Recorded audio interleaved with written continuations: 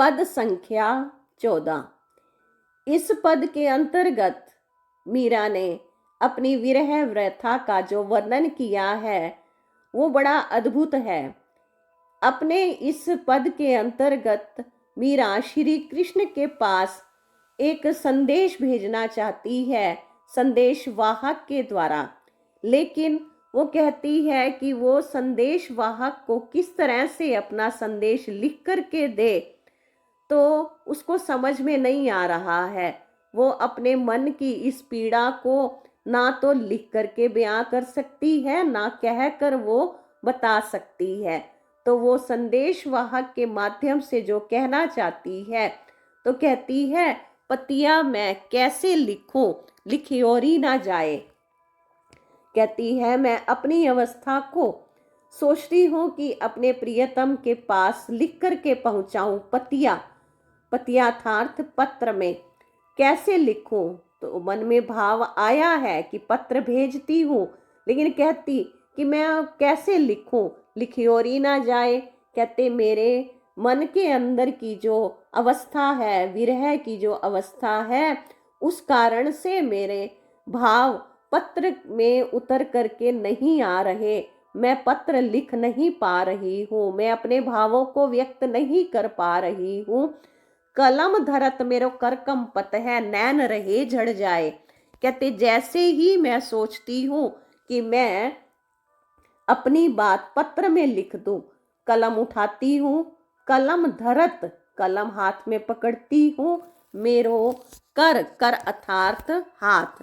तो कहते कि मेरा हाथ कंपत है, कांपने लग जाता है। नैन रहे झड़ जाए, नैन अर्थात आंखों से झड़ जाए, आंसू झड़ने लगते हैं, आंसू बहने लग जाते हैं, आंसुओं की झड़ी लग जाती है।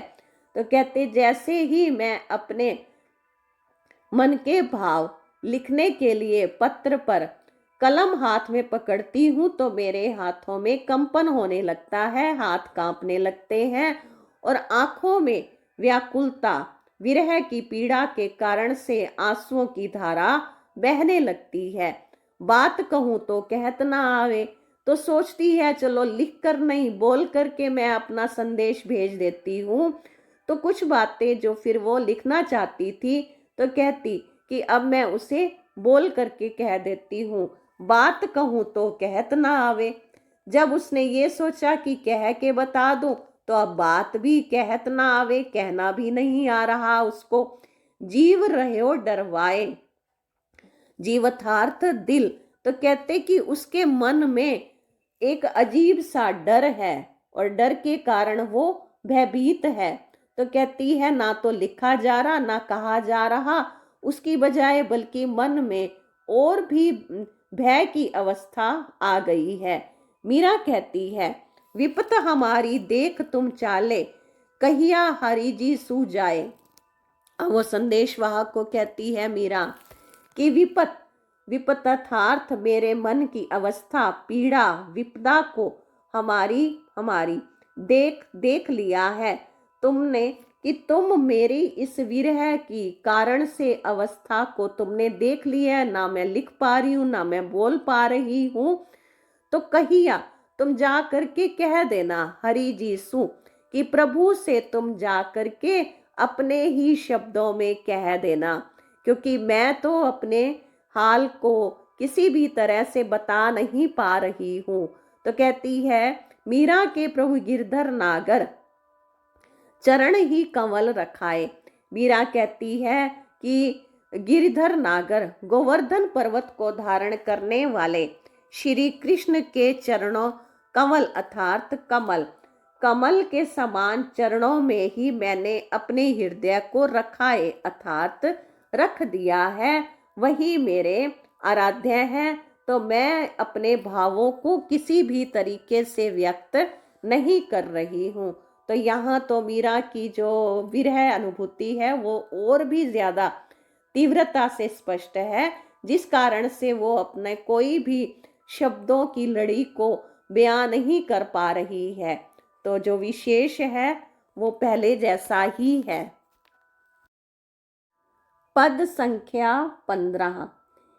इस पद के अंतर्गत मीरा ने अपनी माँ के साथ अपने भाव साझे किए हैं, अपने मन की पीड़ा को अपनी माँ के साथ बांटा है और वो माँ को संबोधित करते हुए कह रही है, री महा बैठिया जागा जगत सब सोवा, कि हे माँ सुनो, मैं श्री कृष्ण की भक्ति में इतनी पूरी तरह से तल्लीन हो चुकी हूँ और उनसे मिलने के लिए व्याकुल हूँ।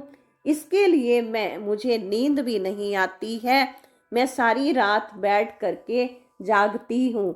री महा, हे माँ, बैठिया जागा, पूरी रात को मैं बैठकर जागती हूँ।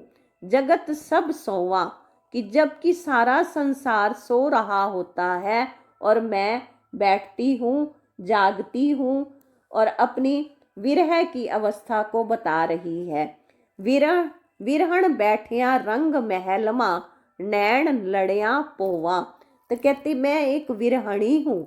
रंग महल होता है भवन, महल में, तो कहते मैं विरहणी स्त्री अपने भवन में बैठ करके नैन लड़िया, नैन अर्थात आंखों से झरने वाले आंसुओं की मोती से मैं लड़ियां पिरोती हूँ, यानी कि आंसुओं की लड़ियां पिरोती हूँ, रोती हूँ।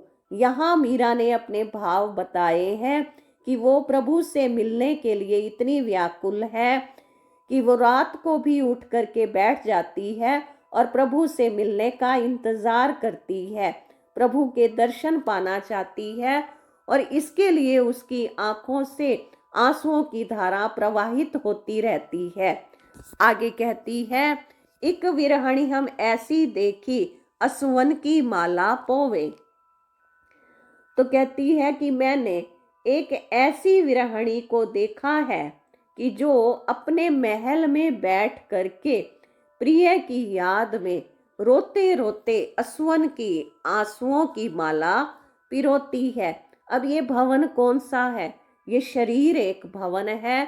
तो इस भवन में बैठ करके, यानी अपने मन मंदिर में आत्म स्वरूप में स्थित हो करके वो अपने प्रियतम को याद करती है और अपने नैनों से आंसू बहाती है। तो कहती कि मैंने अपने अंदर की विरहणी स्त्री को देखा है कि जो प्रभु से मिलने के लिए तड़पती है और आंसुओं की माला पिरोती रहती है। तारा गणता रैन बिहाना, तारा गणता अर्थात तारे गिनना, इंतजार करना, यहाँ मुहावरे का प्रयोग हुआ है। तो कहती रैन, रैन अर्थात रात, बिहाना बिताती है। तो कहती है कि वो विरहणी, अब वो विरहणी अर्थात खुद के लिए कह रही है, कहती है कि मैं सारी रात तारे गिनती, इंतजार करते हुए सारी रात बिता देती हूँ। सुख घड़ियारी जोवा, जोवा अर्थात इंतजार करना। तो कहती कि मैं सुख की घड़ियों का इंतजार करती हूँ और मीरा के लिए सुख कौन सा है? प्रभु से मिलन होना, वो सबसे बड़ा सुख है। तो कहती है कि मैं प्रभु से मिलने से प्राप्त होने वाले सुख की घड़ियों का इंतजार करती हूँ। मीरा रे प्रभु गिरधर नागर, मिल बिछड़िया ना होवा। फिर मीरा कहती है कि मेरे तो प्रभु गिरधर नागर हैं, मिल बिछड़िया ना होवा। तो कहते कि मेरे प्रभु जब किसी से मिल जाते हैं, अपना बना लेते हैं, उनका जिससे मिलन हो जाता है, बिछड़िया ना होवा, कहते फिर वो उनका कभी भी बिछड़न नहीं होता है, उनकी कभी भी जुदाई नहीं होती, क्योंकि प्रभु भक्तों से कभी भी दूर नहीं होते हैं। तो कहते फिर प्रभु से मिलन होने के बाद कभी भी विरह का दुख नहीं झेलना पड़ता, इस विरह की व्याकुलता को फिर सहन नहीं करना पड़ता है। विशेष उसी तरह से है, लेकिन खास इसमें अनुप्रास के साथ रूपक अलंकार का प्रयोग हुआ है। तारे गिनना, आंसुओं की माला पिरोना, इसमें मुहावरों का भी प्रयोग हुआ है। पद संख्या 16। इस पद के अंतर्गत भी विरहणी मीरा ने अपने प्रियतम श्री कृष्ण के प्रति जो भाव व्यक्त किए हैं, वो कहती है कि उसके प्रियतम श्री कृष्ण है और वो उनका इंतजार कर रही है, उनके इंतजार में तड़फ रही है। अब वो अपनी सखी को इस बारे में बता रही है कि हे सखी, मारी नींद नसानी हो। तो कहती है कि प्रभु से मिलने के लिए उनके विरह के कारण, उस वियोग के कारण से मेरी नींद नसानी हो, खत्म हो गई है, नींद नष्ट हो गई है, उसे नींद नहीं आती है। पियरो पंथ निहारत सब रैण विहाणी। तो कहती है पियरो, अपने प्रियतम का, पंथ निहारत मुहावरे का प्रयोग है।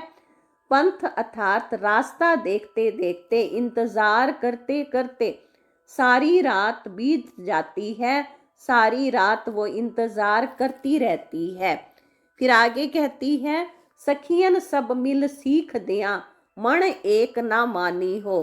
तो फिर आगे कह रही है कि सब सखियों ने मिल करके मुझे सीख दिया, शिक्षा दी थी कि वो ये इस प्रकार से इतनी लगन में, प्रभु के प्रेम में इतनी दीवानी ना हो जाए, उसको रोका गया।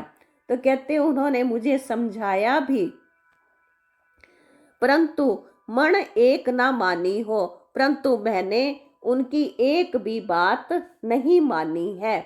बिन देखिया कल ना पड़ा, मन रोस ना ठानी हो। फिर आगे कहती है मीरा कि सब ने समझाया, मैंने बिल्कुल भी नहीं समझा, लेकिन मेरी हालत कैसी हो गई है कि बिन देखिया, प्रभु को बिना देखे, कल अर्थात चैन, कि मुझे चैन नहीं आता है, मुझे सुकून प्राप्त नहीं होता है। फिर कहती है फिर मन रोस ना ठानी हो, रोस अर्थात क्रोध, ना नहीं, ठानी अर्थात आता। कहती है कि प्रभु को मिले बिना मुझे चैन प्राप्त नहीं होता, लेकिन इस बात का मुझे गुस्सा भी नहीं आता है कि मैं प्रभु से नाराज हो जाऊं और इस लगन को छोड़ दूं। तो कहती है कि मेरा मन इसके लिए निराश भी नहीं होता है और गुस्से में भी नहीं आता है, नाराज नहीं होता है।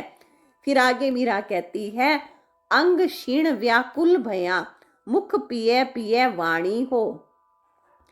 अब उसके लिए मीरा बता रही है कि प्रभु से मिलने के लिए अंग, उसके जो शारीरिक अंग हैं, क्षीण कमजोर हो गए हैं, व्याकुल भया, मन व्याकुल रहता है, मुख पिए पिए वाणी हो, और उसके मुख पर सदा अपने प्रियतम से मिलने की ही आवाज, वाणी रहती है। उसके मन से केवल, मुख से केवल पिए पिए की आवाज ही निकलती है, प्रियतम प्रभु प्रभु की आवाजें ही उसके मुख से निकलती रहती है। अंतर्वेदन विरहरी माणी, पीण ना जानी हो।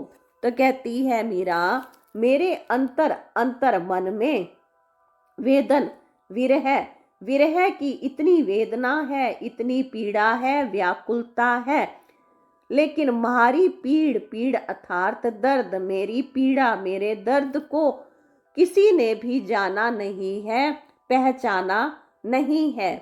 ज्यों चात्रक घड़कू रटे।